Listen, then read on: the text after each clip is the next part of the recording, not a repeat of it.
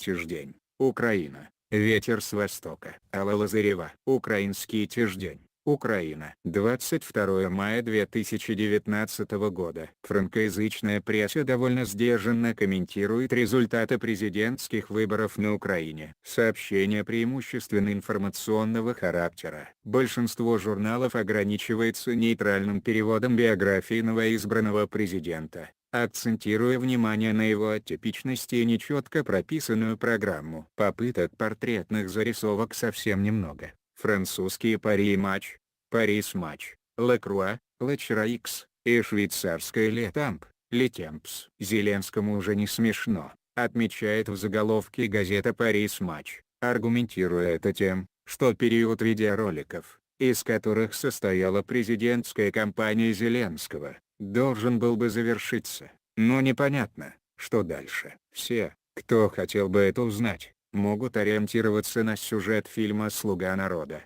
2. После 6 месяцев работы новой власти экономическая ситуация ухудшается.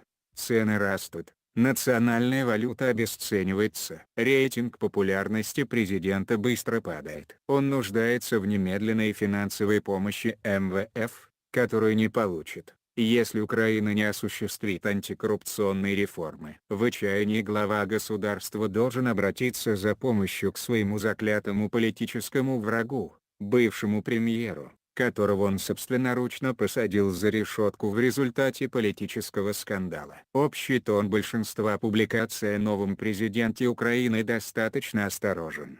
Парис матч вспоминает про бессвязную платформу и непрофессиональную кампанию, которую при желании можно представить политическим новаторством, или отказом от политики старых стереотипов. Однако, получить власть не значит эффективно ее использовать в будущем. Поломать систему, как он пообещал, находясь под постоянным давлением агрессивной России, которая намерена сокрушить Украину, будет крайне трудно, отмечает Трибюн де Женев.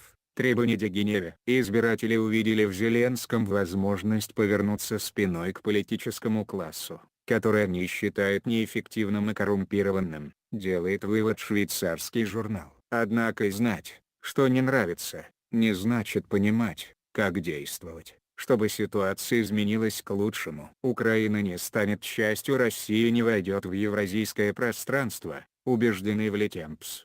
Демократия укоренилась. Дух Майдана будет формировать политический пейзаж и в последующие годы. Курс на Запад стал следствием консенсуса украинского общества. Новый лидер это подтвердил. Оптимистичные швейцарцы предполагают даже, что ветер возрождения Европы повеет с востока, не уточняя, что принесет этот ветер: позитивные изменения или разрушение того хрупкого политического равновесия, который удерживает континент от масштабных конфликтов последние 70 лет. Парижский еженедельник L'Express тревожится относительно перспективы отношений Украины с Россией в контексте влияния войны, которая длится 5 лет, на европейскую безопасность, экономику и политику. Журнал отмечает, что Владимиру Путину, олицетворяющему максимальный политический контроль, должен противостоять человек, который демонстрирует вопиющий недостаток политической культуры.